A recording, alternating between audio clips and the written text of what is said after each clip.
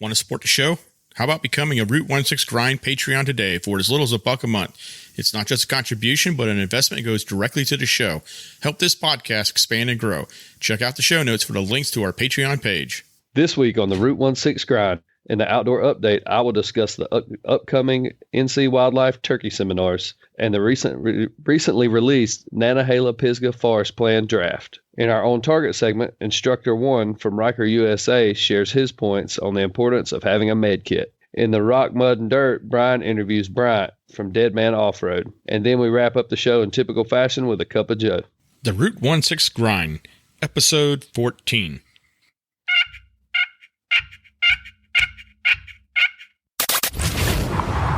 The Route 16 Grind is sponsored by Sea State Coffee, Warren Industries, Tuffy Security Products, and Route 16 Off-Road.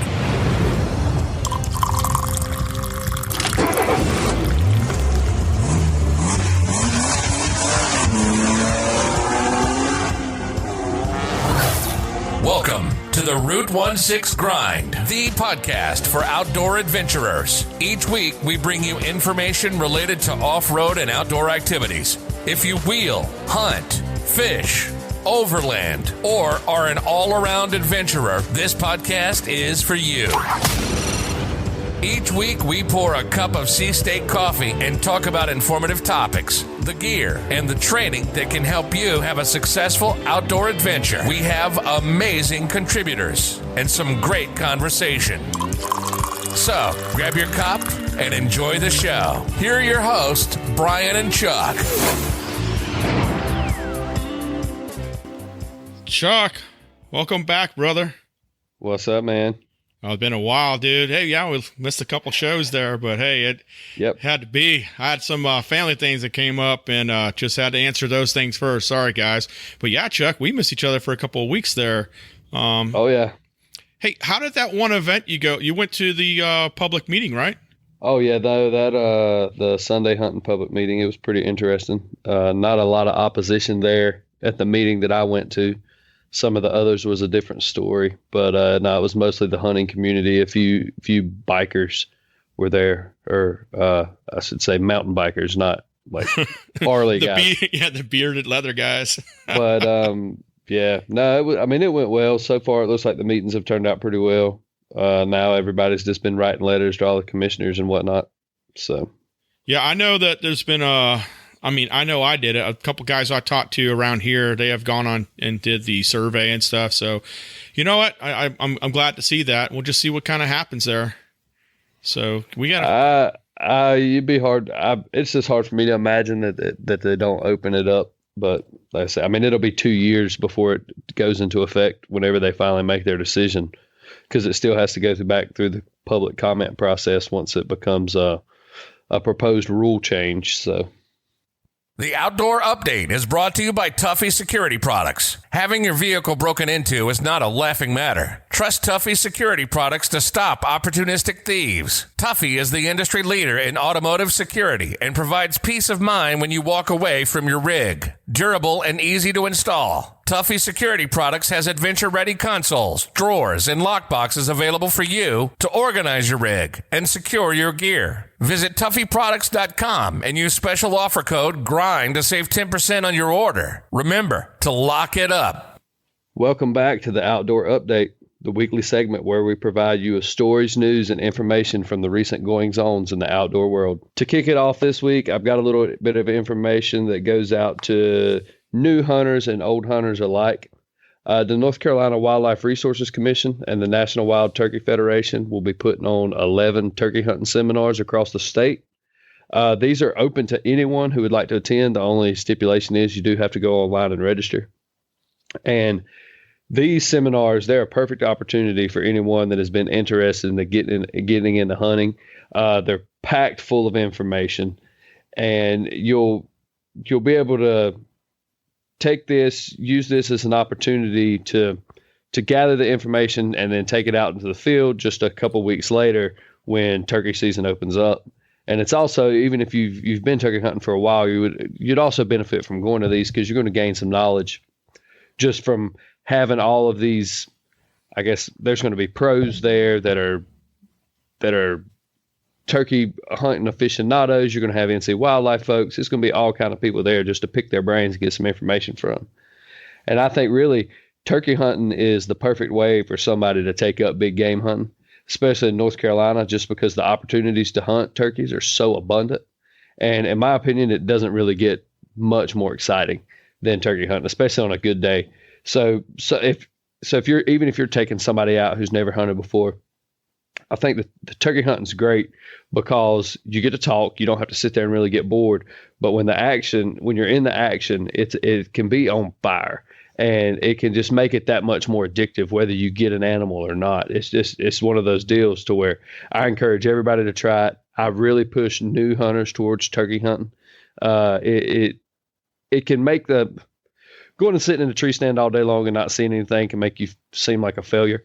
But going out and hearing some turkeys gobbling, at least having a couple interactions with them, kind of gets the confidence up. And it also, like I said, it lights a fire, it gets people wanting to go back.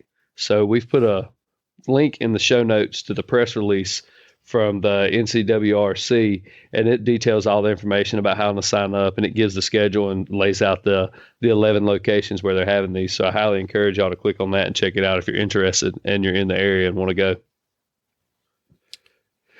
So now recently, the National Forest Service, they released the draft Nantahala-Pisgah Forest Plan.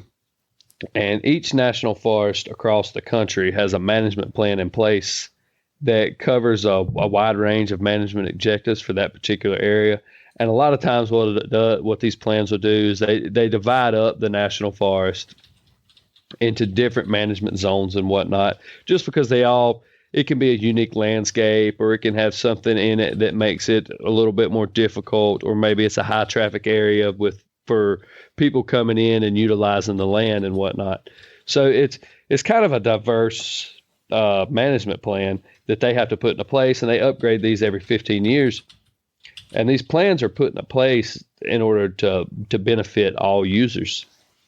And so with this Nantahala and Pisgah Forest Plan, with the revisions that they're tackling a multitude of different issues, whether it's you're talking about wildlife management in terms of habitat or non-game species and habitat management, or even use. Like, I know one area of concern or area of focus, I should say, is the Linville Wilderness, to where they are making some changes and possibly limiting the number of permits handed out, because right now you have to have a permit to go in and camp overnight on the weekends and certain other days of the week, or days of the year, I should say, not days of the week. And it's limited. I think how it lays out, you're limited to 3 total days, 2 days overnight. So you got to be in and out. And I think it's up for a group of 10. Seems like, if I remember correctly, and you're only allowed like 1 permit a month for a given group. So it's things like that this plan is going to tackle. It'll go into timber management. It evaluates the ecological sustainability, different wilderness areas, if there's a wilderness study area, and its impacts and its benefits of becoming wilderness. Exactly how the boots on the ground management proceeds. Just it's a lot of stuff. It can be a ton of information, especially if you're not necessarily versed in it. The National Forest Service, they put out a 2-minute video that discusses the revisions and discusses kind of what the plan's about. If you would like a better explanation, because I'm well aware that I'm probably doing a terrible job, I'm just like, this is a 30,000 feet explanation of it. You can find lots of information on the National Forest Service website through the USDA, and we provided a link to that in the show notes, and I really encourage you to check it out. But one of the big reasons that I'm bringing it up is the draft plan, like I mentioned, is available, and the engineering impact statement, which they also have to conduct, is or environmental impact statement, which is typically done by an engineer, is something that they have to conduct, and they have to put it up for public review and for a comment period. And with this being such an elaborate plan, the comment period is a little bit longer than what you typically see, or at least what I see on some other things. But the period is open from February 14th to March 14th. And they're looking for very specific comments. They've also issued some additional press releases and some I guess, little snippets of what they're looking for in these comments and what they want to hear from folks. And all that's detailed on the Forest Service website. So if you'll go check it out, this is really vital moving forward for North Carolina as a whole and our forest in the mountains. In my opinion, they have been mismanaged, and it's not really any fault of the Forest Service. There are a lot of outside interests that impact how these things are managed. A lot of people are operating on these preconceived notions. You don't cut trees and all this other stuff. And I totally get it. It's understandable, especially based on what was done back when the forest industry was booming in the mountains and it was clear cut, and essentially we all went scorched earth for economic growth. But now the forests are back, and it's not always necessary for it just to be purely old growth forest. We need some diversity, and that's kind of why this plan is important to me, and it's why I'm encouraging many people to go out there and read it and look into it, and not necessarily just to comment, but I would like for folks to really familiarize themselves with forest management and why the Forest Service is doing the things they're doing, everywhere from trying to limit traffic to trying to cut trees and do these controlled burns and doing like these wilderness areas, and for why these wild and scenic rivers are so important, and the things that they're doing for just overall ecological sustainability in these areas, and to prevent the erosion and to prevent the impacts that we're having on it, and also to manage the natural resource in a sustainable manner to where we can go in and extract some of these resources and it benefit the whole ecosystem as a whole. So like I said, I appreciate it if you check it out, look into it a little bit more. I encourage the folks outside of North Carolina, if you're close to a national forest, something you frequent a good bit, check out the management plans for them. They have them. They're out there. It's public record. It's on the National Forest Service website. So go check them out. You know, Chuck, I think one of the big things I kind of look at, if you want to know, get involved. A lot of these areas, like especially out here, I mean, a lot of things are done by volunteers. There isn't enough resources with a lot of, the National Forest Service. A lot of these management agencies rely on volunteers. And when you get out and volunteer, you interact, and also you learn and understand. You're not getting the side chatter or the tube or someone telling you how to think, but you're getting an understanding of that ground, why there's an approach of a certain way, why there's a management in a certain way.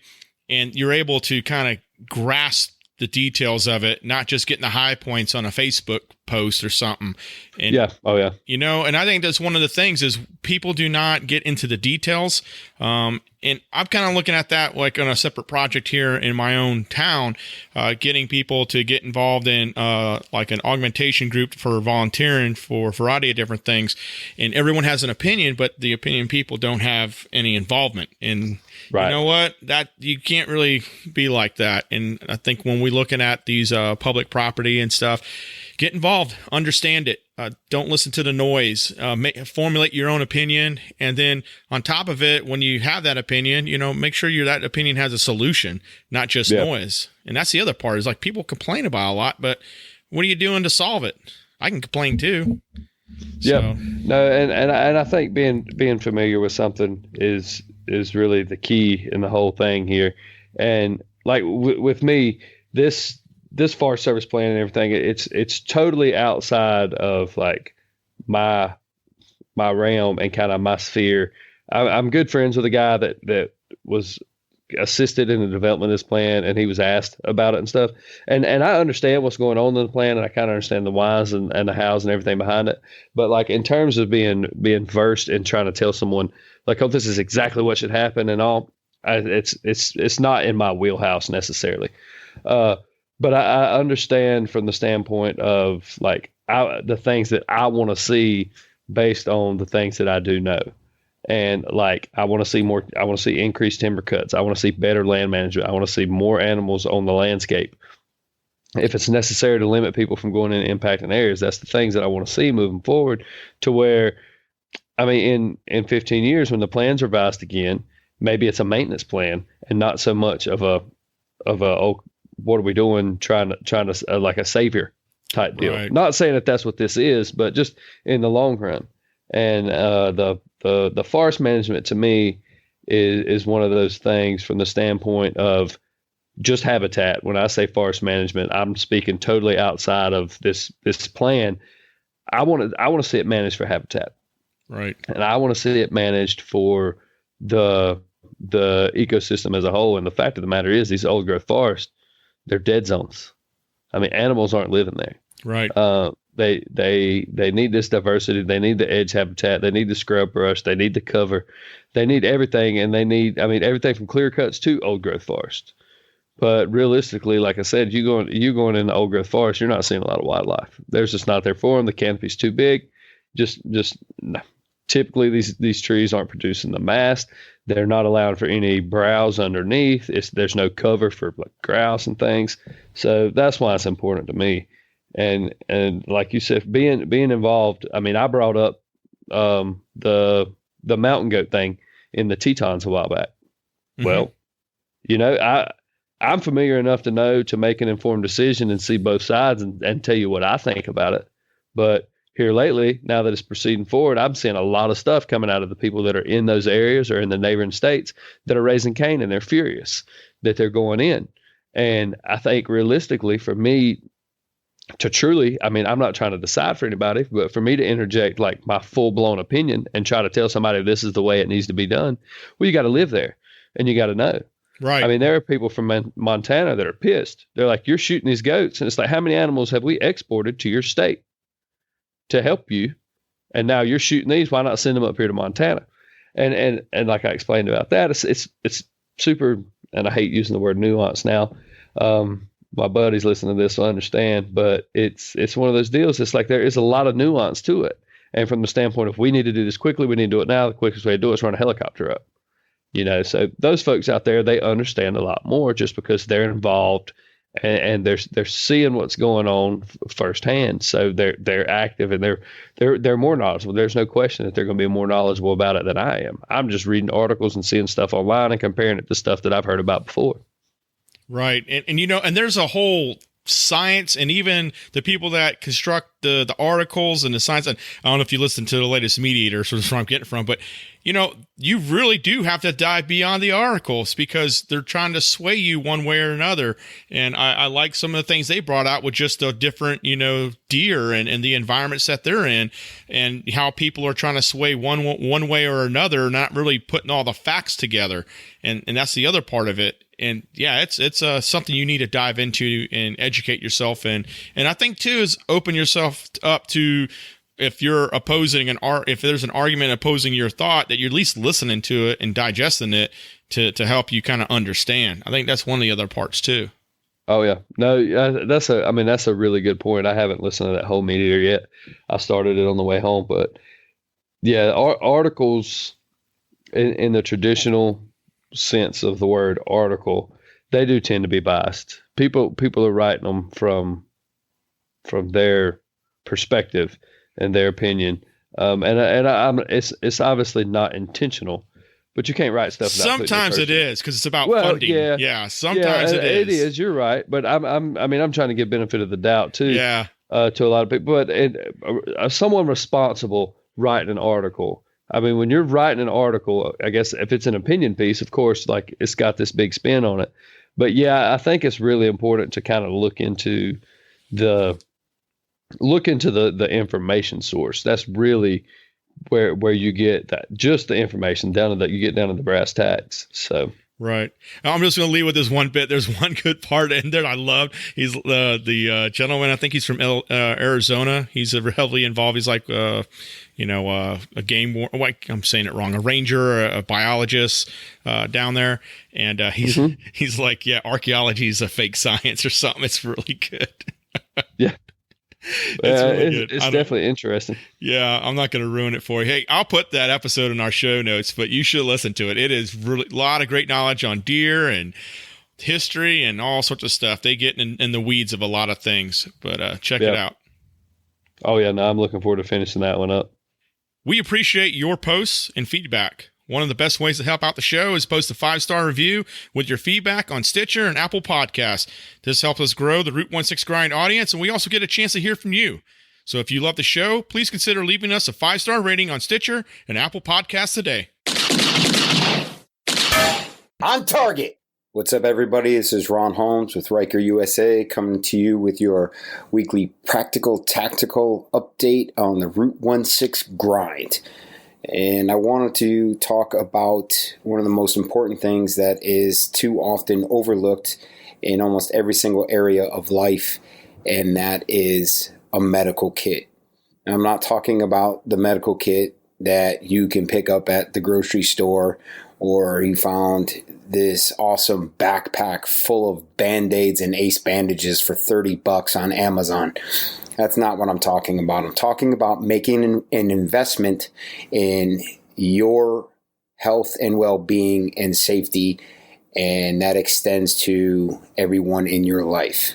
Whether you're an avid gun, marksman, a shooter, or a hunter, you should have a med kit on you. If you are a big time, off-roader, four-wheeler, Jeep guy, you need a med kit in your vehicle. Things happen, shit goes wrong, and you got to be able to, fix it when it does. Think about what you would do if your Jeep, if you got a flat tire, something catastrophic happened and you're in the middle of the woods. How are you going to fix it? What is your backup plan?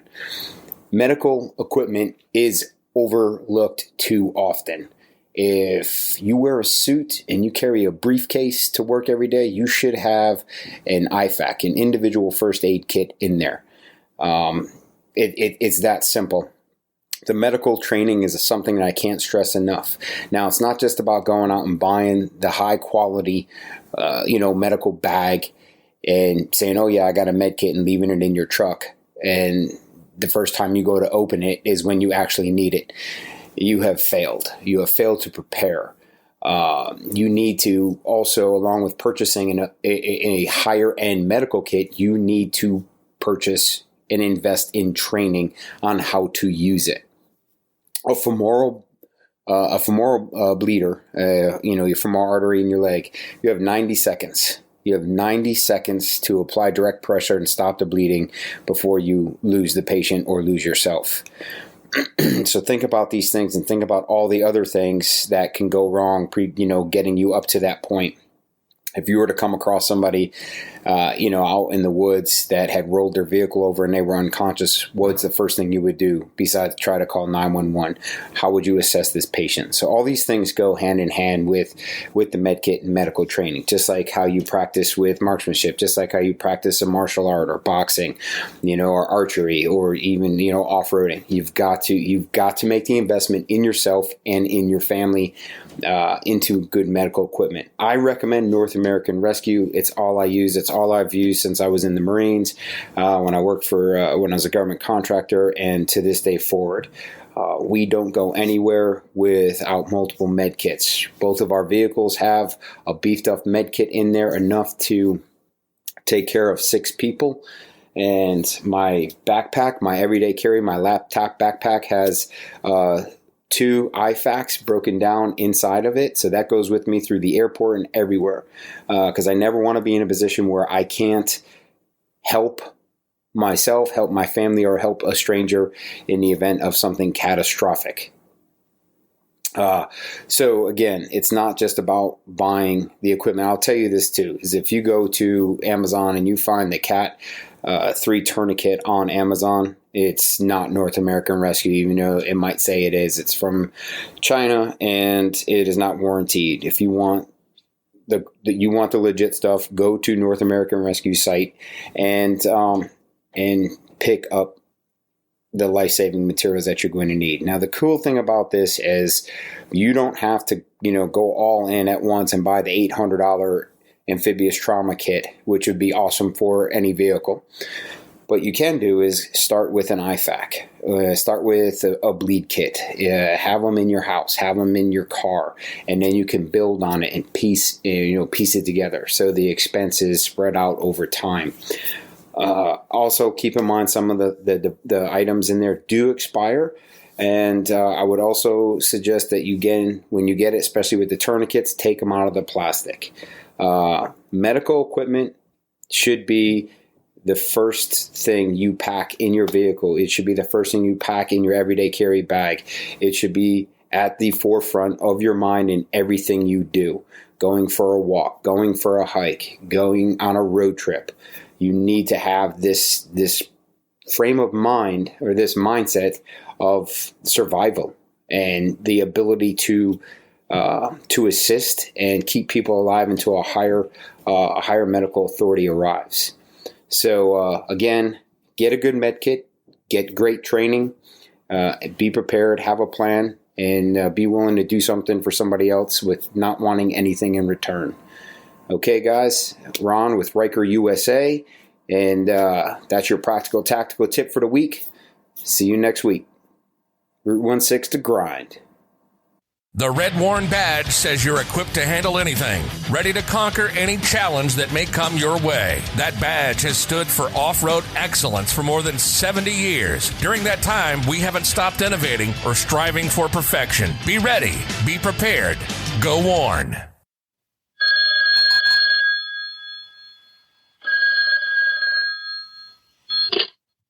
Hey, this is Nikki-G, and man, I just caught the show, and for a minute, I thought I was at the wrong channel. When I heard Tony, I thought I was on the Jeep Talk show. But it was good to see Tony outside of the talk show talking about what he loves the most, himself. And I'm just kidding, Tony. I have mad respect and mad love for him. He's made me what I am today. And I like to say that I made his show what it is. And, yeah, I like to say that. Whether it's true or not, who knows? But anyhow, it was a good show. Chuck, that's what happens when you don't show up. You know, we can't let this continue. All right, boys and girls, I'll chat you later. You have a good one. Bye. When Tony didn't have a guest for a Jeep Talk show, he would hit me up sometimes like that night or that day, be like, hey, can you come on? And I get on. So I hit him up when you couldn't make it. I said, hey, man, you want to just come on the show? And when he came on, I think he thought I was just going to be for a segment. I didn't think he was looking at me using him as a host. And it was kind of funny when we started. He was like, oh, you want me to do more? So he did a great job. I really appreciate him coming on. We had fun. Man. Me too. I was busy. Sorry, Nikki-G. I was at the Sunday hunting meetings that I'd already obligated myself to go to. So that's why I was out that week. But yeah, no, Tony, appreciate you coming on, filling in for me. Since 1989, Tuffy Security Products has been the industry leader in automotive security. Tuffy has a variety of vehicle-specific consoles, drawers, and lockboxes. Tuffy manufactures adventure-ready organization and security for your Jeep, truck, or SUV. Visit TuffyProducts.com and use special offer code GRIND to save 10% on your order. In the Rock, Mud, and Dirt is brought to you by Warren Industries. At Warren, we pour our effort and our thirst for adventure into every product we make. You better believe American pride runs deep here in Clackamas, Oregon. Here, a small army of engineers, technicians, machinists, and assemblers design and refine Warren products, bringing them as close to perfection as possible. Their work is backed up by legendary quality control that doesn't just stand up to rigid Warren standards, it lives up to the toughest demands of the world's top vehicle manufacturers and military suppliers. How do we know? Because they've partnered with Warren for decades. This quest for peerless reliability, this Warren difference, will be around as long as Warren Industries is in business. At least another 70 years. Go prepared. Go Warren. Welcome to the Rock, Mud, and Dirt, this segment where I talk about the brands, products, and events from the off-road world. This week we have Bryant from Deadman Off-Road. Bryant, welcome to the show, and why don't you go ahead and tell us a little about yourself? Oh, thanks for having me. And so I've been wheeling for about 7 years after I moved from the East Coast out to the West Coast. There's a lot of opportunity out here, and so yeah, it's been something that I've started enjoying, doing camping and being out there with my family. And so that's just me in a nutshell. All right. Hey, you got some great things with Deadman Off-Road. So I'm just going to hit it. How did you guys get started? What's your kind of story there? How did you invent that awesome product? It all started from a need, really. So I have 4 kids. And at the time, I had a Jeep JK. I put a third row into the JK, into the seat, into the back, the trunk area. And then a good buddy of mine, he had a CJ5, and he had 3 kids. And so when we went out, we basically were shoehorning kids into these Jeeps. one of the things that we were talking about is like just recovery in general. Like just, well, what if we get stuck? We're out there by ourselves. We don't have a lot of room to carry a lot of gear, but we did have a winch, and we just wanted to have something lightweight and easy to use, or easy to carry mainly. Be able to, get out in the desert, bury it, because there's usually not rocks and trees and that sort of thing around. And that's kind of where it all started. It all started from the idea that we needed something. Apparently back in the old days, there's people who would use sandbags. So, like Home Depot, empty sandbags, would fill up a bunch of sand, bury it in a hole, and use their winch line to use that as a means of pulling themselves out. And so we're like, well, why don't we just come up with a better version of it? There's no such thing like that on the market. So that's where it all started. I would say better and safer, because there was, and I know exactly what you're talking about. I spent a lot of time out in California, a lot of areas where in the desert where you're just not going to have the advantage of, like out here on the East Coast, there's plenty of pine trees to pull from, and think it's an amazing thing. And, as far as when you're doing the test and evaluation of it, how did you figure out how big, small, what were kind of like your barriers there to ensure that you had a safe product? To ensure that we had a safe product, one of the things that we wanted to do is make sure that we kind of met with, or were on par with industry standards for toe straps. A normal toe strap is about 16,000 pound breaking strength, right? So for a single toe strap in a straight line pull. What we wanted to do is that's what we wanted to make sure, like, okay, one strap would have that kind of capability.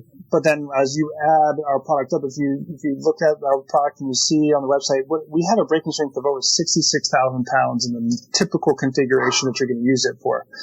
Now, that seems excessive, and it is kind of excessive, but our main thing was that what if, because we market this product to do a lot of other things than just a ground anchor. You can use it as a winch line extension. That's one of the things that we say.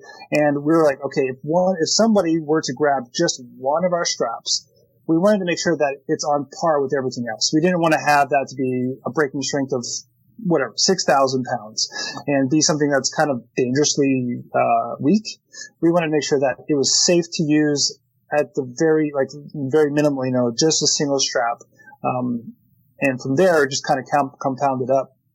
As far as the size, it was kind of a little bit of a shot in the dark. We came up with an idea that felt okay, and then we started testing it and we started using it, and it really performed very well. And also from a manufacturing process, it actually uses a good amount of the material from a standard vinyl roll so that we could actually maximize or minimize waste. That was another big thing, is just making sure that we're using materials and not throwing away half the stuff as we're making the stuff, but we can actually really maximize the usage of the materials that we get.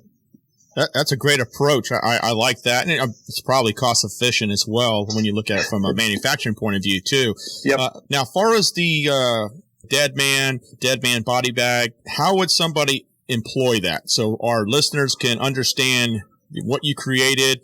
And right. Of course, we understand how they would use it, but let's talk about the employment of it. Hey, I'm stuck. I'm out in the middle of the desert. How do I use this to get out?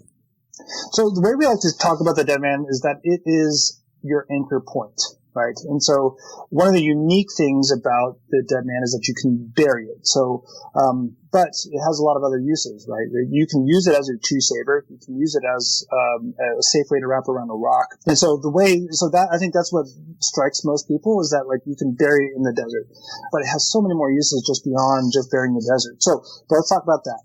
Burying in the desert, the way you would do is you would basically use the size of the Deadman as a template of how large of a hole that you're going to use. And then you would start just burying it. You dig a hole. In the soft sand, we like to say go around 2 feet.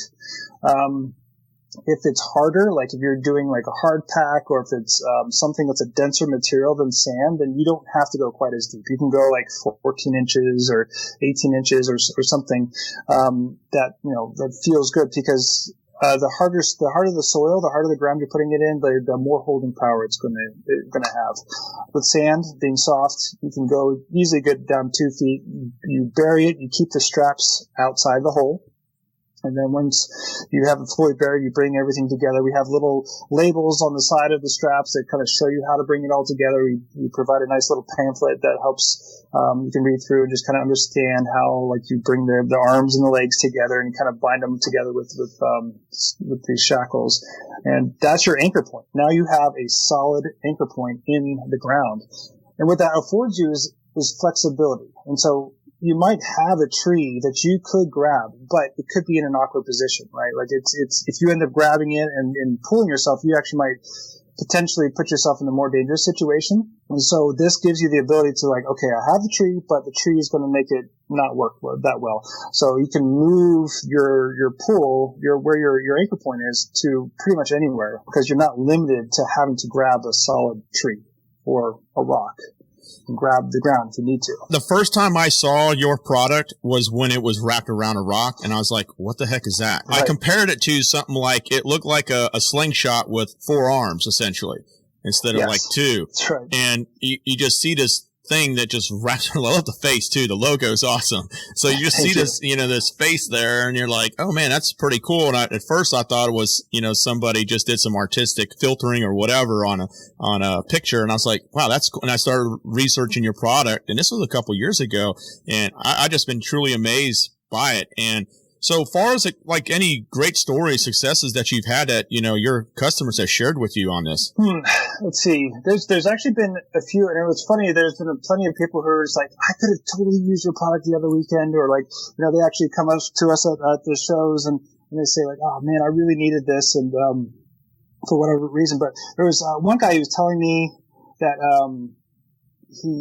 there's a popular place, I believe it's in Utah or is it Colorado. It was like a big sandy hill going up it, and like it was very popular. A lot of people go down it and everybody goes up it, and it's kind of like a canyon thing. So like there's a one way in, one way out. But like people trying to get out of this area, they get stuck all the time trying to get up this hill.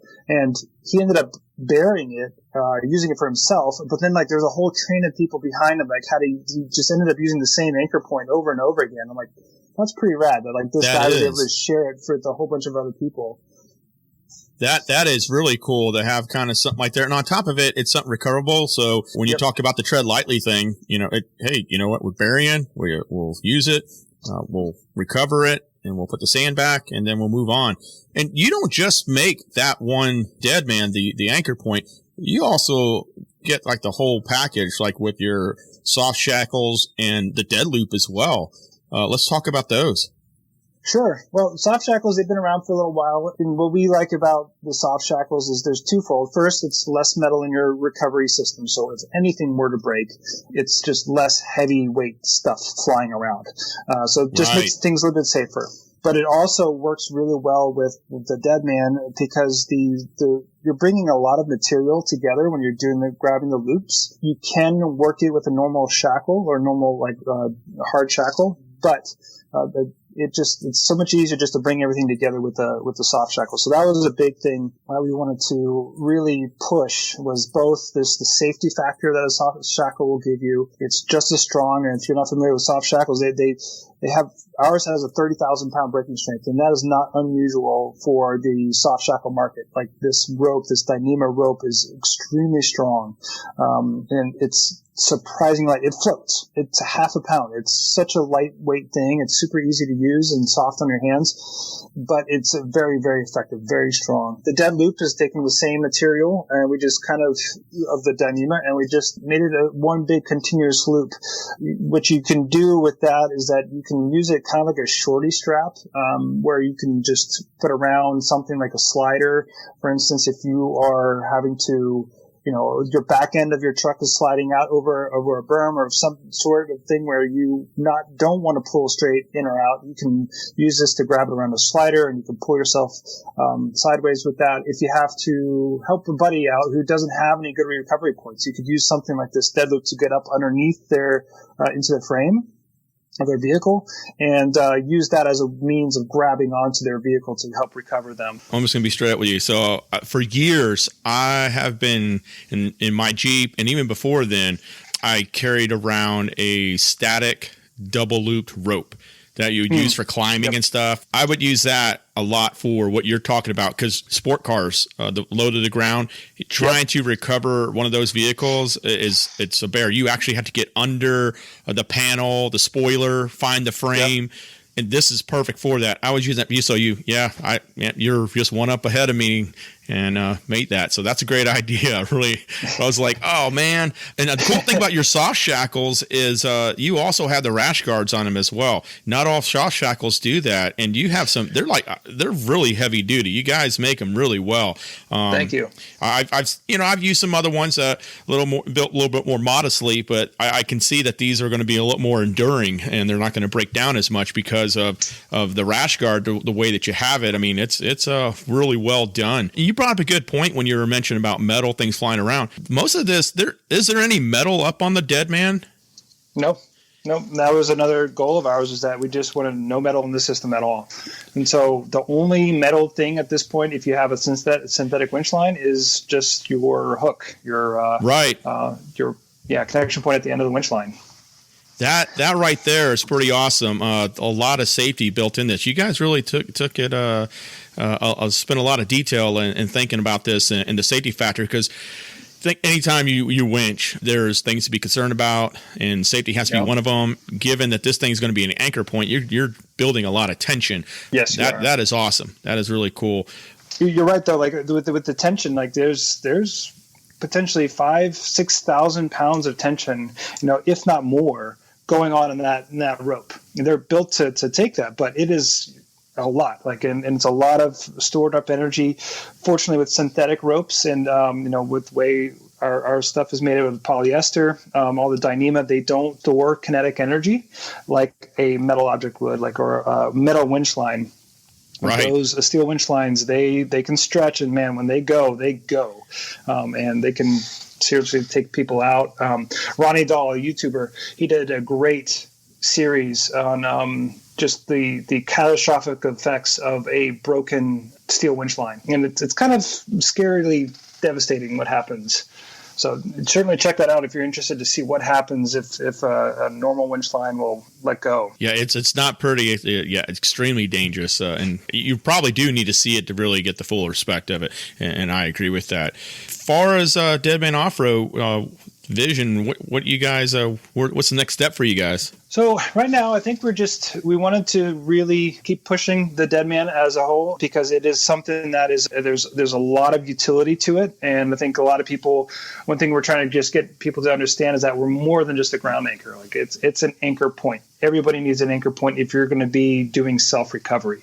This can do that. So really just promoting that, but then also just trying to help build people with kits, because we've had plenty of people ask okay, what other things do I need? They're getting into off-roading, they're getting into overlanding and just being outdoors, right? They want to know what are the things that they might need, because there's so many new people coming in with these vehicles that are just so readily available, and there's so much on the market that it's kind of hard to pick through everything and say, okay, what is the right things that you want to do or need? And so that's what we're also trying to build out, and just trying to help people to say okay, this is the stuff that we highly recommend, that we've tested many, many times on our travels and purposely getting stuck over and over again.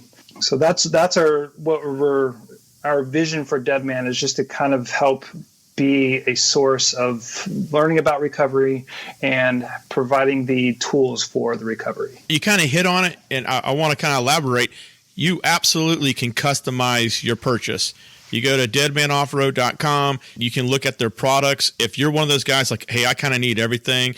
I need the Deadman. I need some shackles. They're partnered with Crazy Beaver, so they can get you a shovel. So yep. And that's a great shovel. We're going to get those guys on the amazing. podcast. Oh, yeah. I love those guys. A fantastic shovel.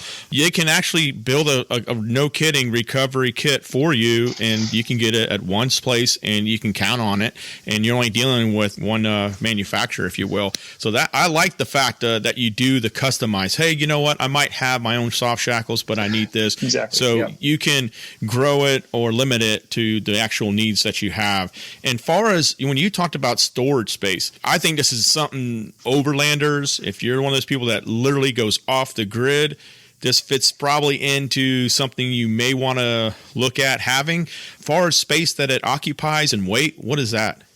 So It's about 28 inches long, rolled up into our little body bag, and it's roughly 7 by 7.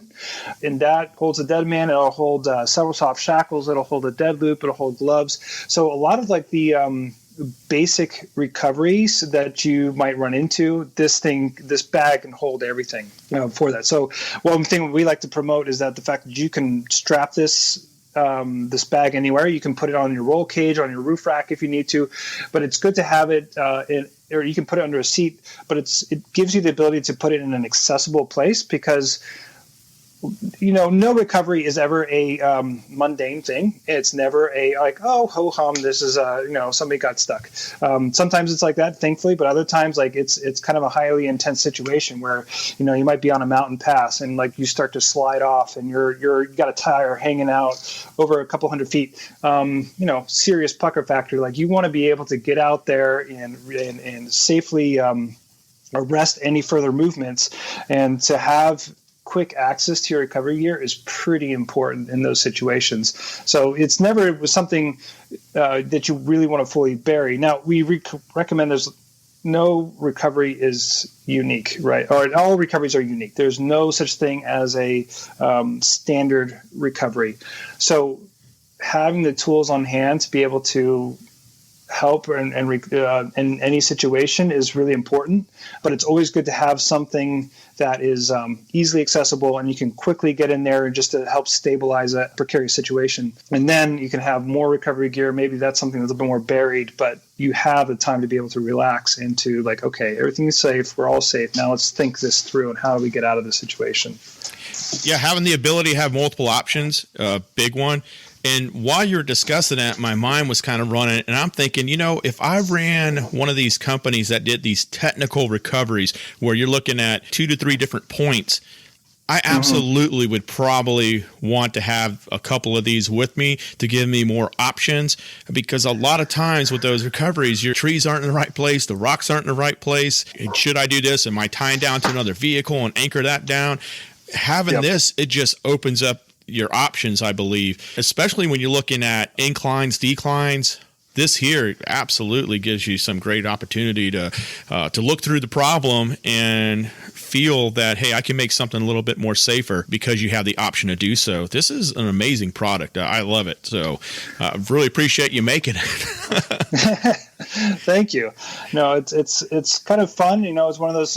It's one of those products that are like relatively simple after you think about it, but it was just something that just was born out of an actual need. Like we're just like, well, let's come up with something, that can do this. Like what can do this? There are anchors on the market that they work well, but they tend to be very single use. Like one kind of scenario use, and for us, it was like, well, we don't have room to carry everything, right? Like we can't get this and that and that and that and carry and put it in, because like I said, I had 4 kids at the time, or I do still have 4 kids, but at the time they were all in car seats. So I had 4 car seats in my Jeep JK. If you think about that, you're a good man.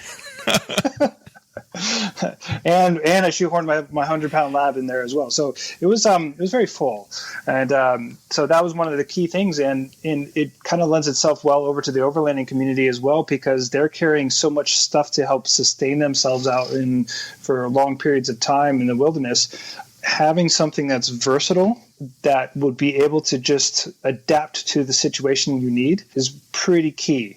And like I said, it was, you were asking 7.5 pounds for the Deadman itself, pretty small, lightweight, compact, but it can just get out there and become what you need when you need it. And that's really important to have.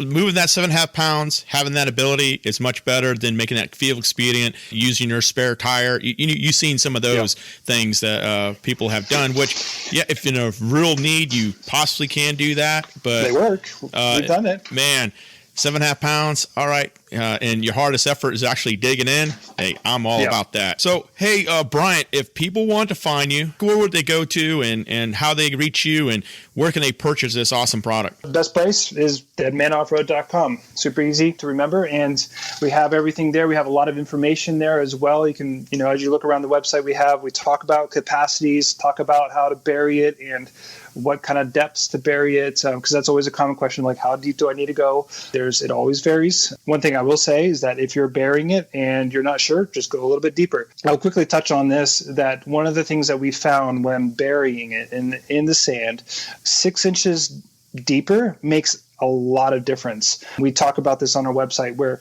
we actually took a load cell and we actually tested to see how much holding power that we had as we buried it at different depths. In this one case, with 2,400 or 24 inches deep, we had about a 2,600 pound loading capacity.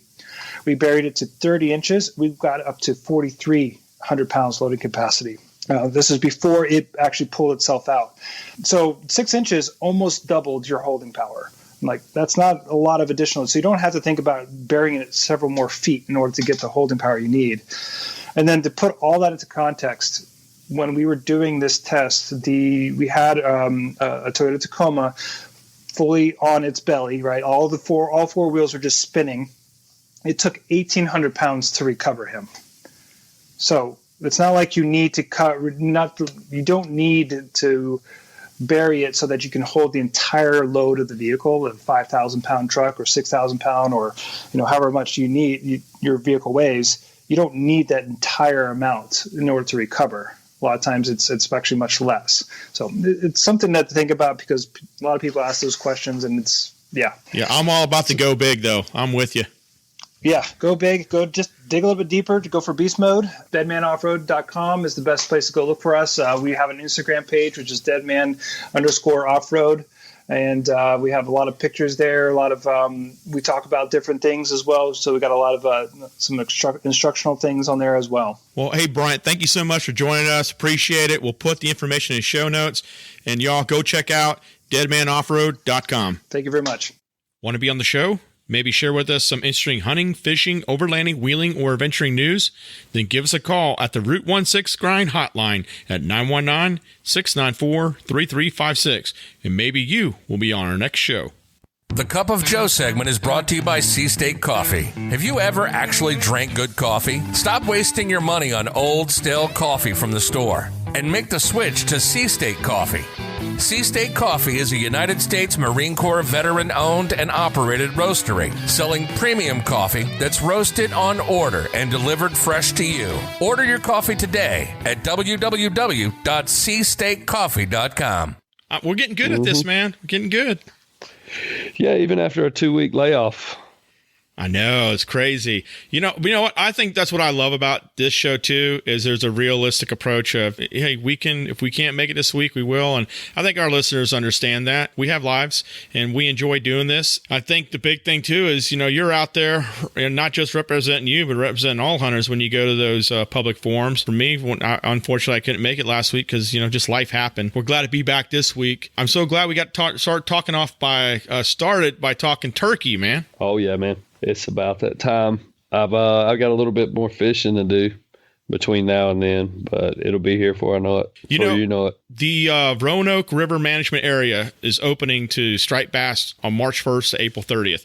Yep. I'm probably taking my oldest son up to that area on Sunday. That is never fished it. I've never fished anything but landlocked stripers. But yeah, man, that'll be a cool experience. That's one of those, not species of fish, but that school of fish that runs up the Roanoke River. And I know that area is highly touted, and the folks that fish it love it. They look forward to this every year, so I know y'all have a good time. Yeah, I've already scoped out a couple areas, and I'm like, I think I got a spot, and I got a cooler. I don't have one of those, those rolling coolers that people are all professional fishers and got the pole holders and stuff. I'm making one this week. I'm literally making one. So just for Sunday, I'm like, I'm ready. I'm going. And the far as like with turkey season, so I'm really, really excited about it because obviously you and I are definitely linking up for opening day. That first week, obviously being youth week, that on the 4th, I'm looking at taking my son out on a turkey hunt, and I'm really hoping that he's able to get one. I mean, that's one great thing I think I like about at least the season here, and maybe it's like that everywhere. I'm just not educated on it. But that first week given to the youth, part of the R3 effort as well, hey, there's a good chance for success because you don't have all those hunters out there. You're just focused on, and here it's like 16 and below. Typically, that week is usually pretty good. A lot of times the birds are very callable. They're not really henned up, at least in my experience, and especially the experience of my buddies who actually hunt it. I'm typically out scouting and kind of playing with the birds when I'm out on that weekend. Never taking anybody, but everybody that I know really likes that weekend and gets to get the kids out. And the birds are really, really callable, and they're just getting ready to like be wide open.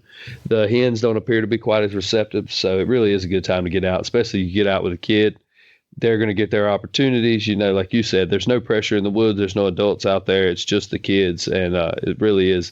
They do the same thing during deer season. They provide the youth an opportunity to gun hunt during bow season for Saturday. So they're really doing what they can in the state to get those youth and opportunities. Like for the turkeys, they're not been pressured yet. They're not call shy. Same way with the deer. The deer hadn't been shot at. They're still running around. They're still very patternable during that time when they run that gun hunt. So I'm going to work on my calls when we go out. I mean, literally, he's a natural. Like, he can do the, what am I thinking of? The scrape one. What's the one? Dang it. The slate call? Yeah, the slate. Yeah, he's really good with that, man. Like natural with that. And I have some work to do to get up to his, standards. But I'm going to work on those calls when I'm with him. And he won, we went to a QDMA event, last fall, and he won a guided turkey hunt. So I'm going to try and actually get a hold of the guy that we're supposed to go with and see if I can do it on that day too. So all the stars can align, man. So I really would love for him to be successful that day. Oh, dude. You know what I'm saying? It'll ruin his life. Oh my goodness, man. I'm looking forward to turkey season so bad, but we have some work ahead of us too, Chuck. So one thing I was thinking about when you were talking on the outdoor update, I put some notes here. Is what do you think about setting up like maybe a listener update page? Because obviously you and I naturally are going to talk about North Carolina events or areas and things that are looking at for legislation. But what about putting up an update page? I could put a tab on the route16.com, and we could put some type of tab there where I can post things that listeners send us saying, hey, this is what's kind of like a call to action that is going on in your state when it's like hunting or off-road or whatever it may be for public land, whatever your activity is, whether you mountain bike, you hike, something that you want to get people aware, or just good news that is out there, some successes that are out there. Like I just read today about, I'm not sure if you saw it, but you see in Kentucky, they think they have they're considering whether there was like a mountain lion or something that moved all the way from like North Dakota or something, or it's just a new species of mountain lion that's out there. And I got to find the article, and then probably shouldn't just start talking about it, but it was a blurb I saw before we started, and I was like, holy cow, man. And this thing's big. Yeah. Oh yeah. No. And that's totally likely because those things travel. I don't even want to talk about the states because I don't remember exactly all the details, right. But I know there's a really famous case of one traveling a long way, and he traveled from a state that had mountain lions, obviously, to a state that didn't, somewhere in the Midwest, and then traveled back. It was collared mountain lion is how they knew that all this was going on, so they were able to track it. But for some reason, I want to say the state he ended up in was Wisconsin, maybe. Right. But he traveled from a long somewhere in the Rockies. So, it doesn't surprise me at all. Yeah, you got to go where the food's at, right? Yeah. Well, we're talking about competition and pressure. If I'm a mountain lion, I'm going to where there aren't any and only going back when I need the ladies. So There you go, man. So far as, we were talking a little bit about the youth hunting and stuff. So we had what, deer and turkey? Was it like that for like all the other big game, or what about obviously like small game? Is that even a concern? I mean, yeah, of course, but the emphasis is really on the deer and the turkey, you know? Really? Yeah, because like here you get what tag, like you get the tags unless you go get the special tags for like bear and bobcat and the duck. Well, oh yeah, you're a duck hunter now, right? Can call you a duck hunter? Oh yeah. So, yeah. I'm shooting the first 6 deer I see next year. Are you? Hey, I tell you what, I saw them. I'm hoping to have a better deer season this year. I think I'm better prepared. I'm going to go back to that spot.